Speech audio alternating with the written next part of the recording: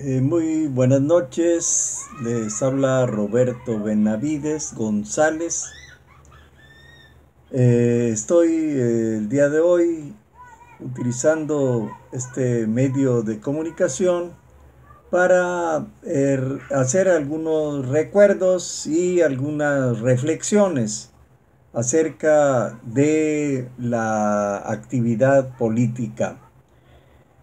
Algunos recuerdos les decía porque por más de 20 años yo fui profesor en la Facultad de Ciencias Políticas de mi querida Universidad Autónoma de Nuevo León. Es más, fui uno de los profesores fundadores de la Facultad de Ciencias Políticas. Yo inicié dando clase en la Facultad de Derecho, de la cual soy egresado, y en la Facultad de Derecho estaba el Colegio de Ciencias Políticas. Y yo empecé dando cursos en la Facultad de Derecho, donde di cursos sobre introducción al estudio del derecho. Y en el Colegio de Ciencias Políticas di el curso de introducción a la ciencia política. Eh, Luego, la Facultad de Ciencias Políticas se fundó. El Consejo Universitario aprobó la separación del colegio de la Facultad de Derecho y constituimos la Facultad de Ciencias Políticas. Ahí duré por muchos años dando clase hasta que me jubilé. Eh, Estuvimos primero en una casona en el centro de Monterrey, en la calle Miguel Nieto, y luego fuimos a Mederos, donde se estableció en definitiva la facultad. Pasé pues largos años muy gratos porque los grupos eran grupos pequeños en términos numéricos, y entonces había una muy buena comunicación y relación. Es decir, tuve muchas generaciones de alumnos egresados de la facultad. Hoy muchos de ellos, muchas de ellas están integrados a los organismos electorales. Algunas de ellas son incluso vocales ejecutivos. Y alguna de ellas, mi querida compañera Lourdes López, pues llegó a ser parte del Consejo General del INE. Bueno, todo esto se los estoy contando porque pasé pues grandes horas, largas horas de debate, de discusión sobre la actividad política.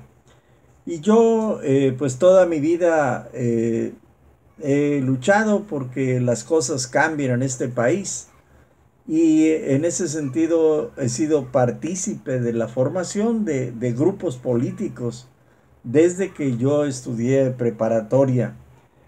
Yo formé aquí en Monterrey, en Nuevo León, pues una organización que era parte de un movimiento nacional, el movimiento espartaquista revolucionario, que fue fundado por nuestro viejo camarada, escritor, luchador incansable, Pepe Revueltas, hermano de los Revueltas, hermano pues de Rosaura, eh, hermano del pintor Fermín Revueltas.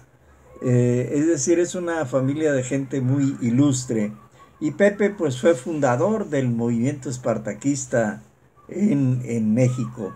Y en Nuevo León, pues cuando yo estaba en preparatoria, pues formé parte del grupo inicial que formó aquí el movimiento espartaquista revolucionario, que era un movimiento ubicado a la izquierda del Partido Comunista. Era por supuesto una organización semi clandestina, porque en ese momento las cosas eran difíciles.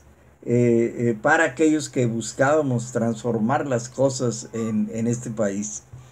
Y bueno, la Facultad de Ciencias Políticas, el debate, la discusión con mis alumnos y mis alumnas, pues me enseñó a que el asunto de la acción política, pues no solamente hay que hacerla, sino también hay que reflexionar acerca de ella. Es decir, y bueno, hubo largas temas, por ejemplo, un tema que siempre apasionó a mis alumnos era el asunto de la propaganda política. Es decir, ese era un gran tema a pesar de que en esos años apenas empezaban los atisbos de pluralismo en México. Es decir, había pasado el 68, venía la reforma política impulsada por López Portillo, y el asunto de la creación independiente de los órganos electorales. Recuerden que por muchos años los órganos electorales dependían de gobernación. Es decir, y bueno, paulatinamente inició un proceso de democratización en el país. Y un tema que siempre fue muy debatido era el tema de la propaganda. Es decir, yo les enseñé un viejo libro, que es este libro de un sociólogo americano que se llama Vance Packard. El libro se llama Las formas ocultas de la propaganda, que aunque fundamentalmente el análisis, este es un sociólogo americano, es un libro muy antiguo, es una editorial argentina esta, y el libro pues no sé, debe ser un libro de los años 80 por allá. Este libro pues lo que enseñaba era la manera como a través de la propaganda se puede engañar a la gente para consumir. Y eso está muy ligado, pues, obviamente, a la propaganda política. Es decir, y bueno, largas discusiones, porque obviamente en esa época, en este país, pues no había elecciones competitivas. Había un partido que era un partido hegemónico, un partido de Estado, que era el PRI, que controlaba todo. Y entonces había un largo tema de debate que en torno de este libro y de otros. ¿Para qué sirven las elecciones? Es decir, y aquí pues debatíamos mucho las características de las elecciones en sistemas donde había un partido dominante como era el PRI en esa época.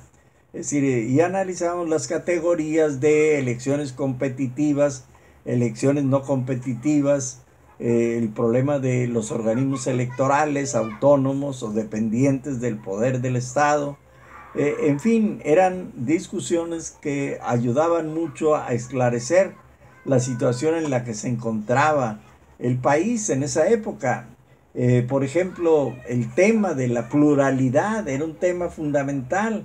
Los dilemas del pluralismo eran temas que daban para discutir horas enteras. El libro clásico que por muchos años yo lo utilizaba como un libro de texto, de Duverger, Los partidos políticos.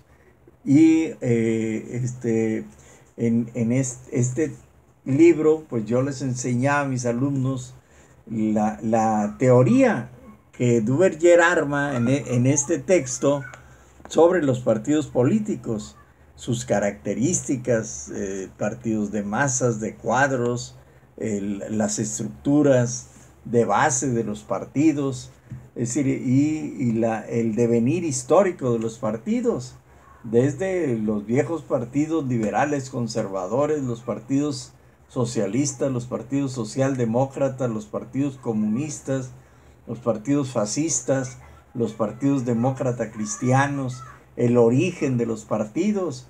Hay partidos que tienen un origen estrictamente ideológico. Es decir, la Iglesia Católica impulsó por muchos años la formación de los partidos social cristianos. Obviamente el marxismo y las corrientes marxistas pues impulsaron toda la formación de los partidos socialistas y socialdemócratas, etcétera. Luego los partidos comunistas a raíz de la revolución soviética en Rusia, pues se forma la URSS y se forma el Partido Comunista de la Unión Soviética y aparece en el escenario mundial pues otro partido, los partidos comunistas. La llegada de Hitler al poder en Alemania en los 30, pues empieza a aparecer un nuevo partido, que es el partido fascista, que también tiene características. En fin, eran debates, largas discusiones donde aprendíamos todos. Y obviamente que en ese trajín, pues sobre México, pues también discutíamos mucho. Es decir, era la época de dominancia total del PRI. La única oposición que había era en la derecha el PAN. El Partido Comunista era el que estaba a la izquierda, pero era un partido ilegal. Cuando se dio aquel inicio de reforma democrática, pues se dio el proceso de registro condicionado, etc. En fin, bueno, pues estas son ideas que yo les quería transmitir ahora. También pues analizábamos temas como había otro curso que se llamaba grupos de presión. Jean Magnaud, que es un francés, pues tiene este texto. Es decir, yo lo logré rescatar, aquí lo tengo, de qué son los grupos de presión y cómo actúan. Y ahí pues discutimos mucho esto que acaba de denunciar el presidente Andrés Manuel, que es el problema de cómo hay grupos de presión internacional, hay grupos de presión nacional, nacionales, es decir, las grandes grupos empresariales pues se convierten en grupos de presión. Obviamente los sindicatos también actúan como grupos de presión, pero también hay grupos de presión internacional. Esto que acaba de destaparse, que como las fundaciones americanas, la fundación de la Kellogg, la fundación de la Ford, están patrocinando a grupos ecologistas. Y entonces los grupos ecologistas se convierten en instrumentos de esos grupos de presión internacionales. Y bueno, es posible que dentro de los ecologistas haya gente de buena fe, que cree que de veras está luchando por un asunto de un cambio climático, etc. Pero detrás están los intereses ocultos. Es decir, por ejemplo, la oposición al Tren Maya. Es decir, que es lo que ahí se destapa, cómo hay millones de dólares destinados a oponerse al Tren Maya. Es decir, y eso es parte también de la teoría política. Otro tema que era muy recurrente es el tema que aparece también en la teoría política. Este tema es el tema de los tontos útiles. La teoría define a los tontos útiles, pues, como dice la teoría, un tonto útil es una expresión utilizada sobre todo en política, que no se refiere a lo que entendemos por inteligencia ordinaria. Un tonto útil, dice la teoría, es una persona de la cual se aprovechan porque no sabe ver los motivos ocultos de sus acciones, de forma que apoya involuntariamente una causa usualmente política contraria, incluso a sí mismo o a sus intereses.